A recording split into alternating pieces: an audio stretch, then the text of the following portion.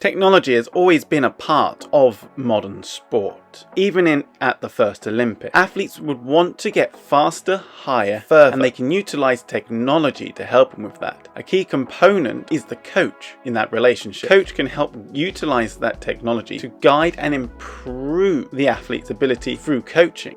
Recently, the rise in the development of artificial intelligence has meant that we are on the verge of a revolution. One that could potentially not just change society, but change and affect how we do coaching.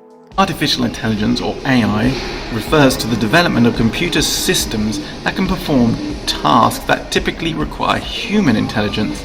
These systems are designed to analyze data, make decisions, and adapt to changing circumstances, all with the goal of simulating human-like intelligence. Recently, generative AI has come into the fore. Generative AI is an exciting field that focuses on developing systems capable of generating new and original content, such as images, text, music, and even videos. Unlike traditional AI that rely on predefined rules, patterns, generative AI models have the ability to create entirely new works, new data that resembles the input they were trained on. This technology has opened up new possibilities for creation, expression, problem solving, and human-like interaction. And yes, that was written by AI. What I just said was written by generative AI. The most popular of these new generative AIs is a software called Chat GPT. Coaching is highly personal. It's about building rapport with the athletes you are coaching. Computers and AI is cold. It doesn't think. It has no emotion. So I could not be replaced by AI. Could I? So here I am, freshly done hair, straight out the shower, and we're going to see if AI, Chat GPT4, better than a coach. What I need to do is I need to write it a question. Here we go. And trust it for AI, it has frozen. Not exactly taken over the world yet, are you? I will look for you. I will find you. Hasta la vista, baby. Do you know much about athletics? Oh wow, you do know much about athletics. Okay, so let's type in another question. Oh wow, this is so cool. So it kind of, it doesn't understand, but it can go through and tell you the things coaches need to do to help with being an athlete. The main question, the $1 million question, can it or is it better than I, the coach? So what I'm going to do, I'm going to ask it to write me a program for a session to develop speed for 100 meters.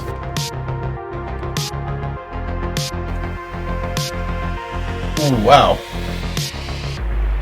Okay, I didn't ask it to start writing me periodized program. That's a little bit ahead, but we're asked that in the next question. Slightly impressive, so let's see what we got. So it's given me a sample program for 100 meters, but it's based it down into a certain number of weeks. It tells you to do warm-up, dynamic stretches, light jogging, and mobility exercise. It doesn't really explain what ones to do, but it explains you the time period and basically tells you it's up to you to effectively know what you're doing to get on with it. So a base run, from a steady state run at moderate intensity. You don't need to do that as a 100 meter for 20-30 minutes. So this is more for the very beginner looking to get fit. This will not get you fast. Okay, week 5, week 6, after you've developed your cardiovascular system and done nothing to generate your speed. Shift the focus towards developing speed and exposed power. Should have been there from the beginning. It's a 14-week program. We still haven't got the speed element. I believe in speed. Power. You try, Andrew. Power and speed solves many things. Perform 3 to 4 sessions per week with adequate rest and recovery. Okay, but that's not what I asked it to do. So you're talking about warm-up drills, same again. Only 10 to 15 minutes. Okay, it's a little bit light, depending on the age though. Acceleration drills. Perform 6 to 8 sets for 30 to 40 meter sprints, gradually increasing the intensity. Trying to keep the speed going even though you're getting slightly tired. And the way we're doing that is by increasing the speed on each one. So maybe doing 60, 75%, 85% to 100%. So your first run will be 75, your second might be 80. That's one one way of doing it. It then says to speed endurance, perform 3 to 4 sets of 80 to 100 meter sprints at 90-95%. If you want to develop speed endurance is speed held over a period of time. So there's nothing here to tell me how much break I need to take. Good way of generating speed endurance is doing over the distance. So maybe doing 110, 120 meter sprints, maybe in 2 to 3 sets depending on your ability. Not specific enough. Week 9 to 12. Maintain the gains made during the previous phase while reducing training volume to ensure peak performance. Fantastic information for the season. Focus on speed maintenance and race specific workouts. Like what? Perform 2 to 3 sessions per week. Why are we dropping the sessions? Speed endurance. Perform 2 to 3 sets at 120 to 150 meter sprint. We should have been doing this earlier on in the season. Key information, guys. Remember to listen to your body. Maintain proper form and gradually progress the intensity and volume of your training over time. It is important to incorporate rest and recovery days to avoid overtraining and reduce the risk of injuries. Good luck with your speed development for the 100 meter sprint. We've explained a basic periodization program, although I really wanted to it's impressive it gave me all that information, but I really only wanted one session. But is it better than me, a coach or an elite coach? Can it give us 12 months of a periodized program for an athlete training 5 times a week? Basically, you're elite athletes. Okay, here we go. Christ, it's taking forever. I'm gonna have a break. 2,000 years later. Oh, done. Happy days. Can you put this into 12-month training program? 1 eternity later. Okay, so finally we're back and here we go. It's got it into a 12-month program. It seems to tech out a bit in 12 weeks. Sample week schedule, Monday base runs. Why do we need to do a base run? Is it off-season or on-season? You need to explain where we're at. Yes, a run can be okay for sprinters, a long 30-minute run, but only really in the off-season when it doesn't really matter. But base runs? Like, how many sprinters you know run more than double the race distance? None. Thursday, rest or active recovery. Friday, another base run plus strength training. So there's a lot of jogging and not much in the way of sprinting. And then, oh, guess what? Sunday, a long run. Is this off-season? Because this sounds nothing like what a training program should be for a sprinter. 5 to 8 speed development, acceleration drill, rest, speed endurance plus strength training, rest or active recovery. Friday, acceleration drills plus plyometric exercises. Saturday, rest. Sunday, long run or cross training. No, just no.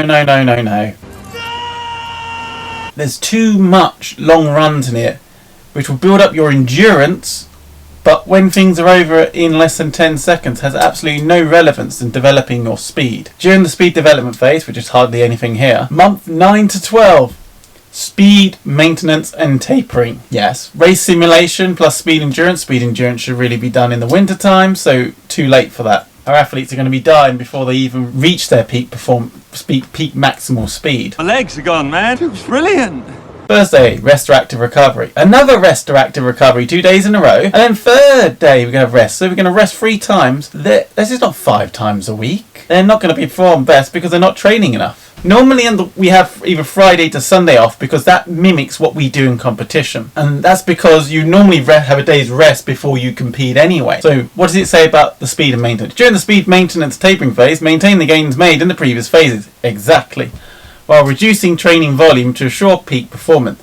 Exactly, but doesn't necessarily mean you take less days off training. Focus on race-specific workouts, yes, and gradually decrease the training volume to allow for proper rest and recovery before competition. Yes, does not mean you stop training though. Regularly assess your progress, adjust training intensity and needed, and consult with a coach or trainer for personalised guidance. Yes, because you need it, because clearly Chat GPT4 doesn't know. If I had a piece of paper, wait a minute, I got a piece of paper, I would rip it up and do this. Totally useless. So, it appears for now that my job at SSA is safe. Kill all humans. Kill all humans. Want to kill all humans? And if you want to get into coaching and you are from the Southend area of Essex, then why didn't you come and join us at SSA Athletics? Shameless plug there, I know. Well done, Adam. Alternatively, you can find out more information on our website, Facebook pages, including a training page. I'm Adam McCarthy, saying God, my job is safe. For now. And I will see you, unless I've been replaced by a CGI version of myself, in the next one. Bye.